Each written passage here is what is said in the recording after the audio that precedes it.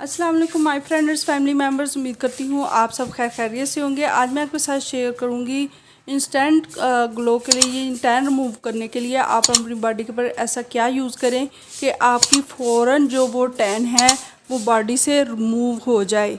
तो इसके लिए आपको करना होगा कुछ ज़्यादा इंग्रेडिएंट्स की ज़रूरत नहीं रहेगी। आपको लेना है टमाटर का पल्प, उसको निकाल के उसके अंदर आपने 2 चम्मच बेसन के डालने हैं और अच्छे से मिक्स करना है।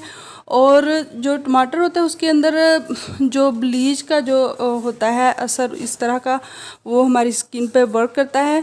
तो आपने अपने चेहरे पर अप्लाई कर ले, बाजू पे, जहाँ जहाँ आपको लग रहा है कि आपकी बॉडी पर बहुत ज़्यादा टैन जो है वो जम चुकी है, तो उसको रिमूव करना चाहते हैं, वहाँ वहाँ अप्लाई करें।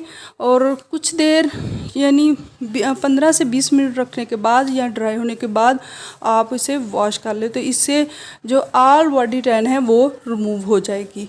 तो जाते जाते मेरे चैनल को लाइक और सब्सक्राइब करना मत भूलिएगा और साथ लगे बेल आइकन को भी ज़रूर प्रेस कर दीजिएगा। अगर इससे आपको फ़ायदा मिले तो मुझे इसका फीडबैक देना भी मत भूलिएगा। Thanks for watching.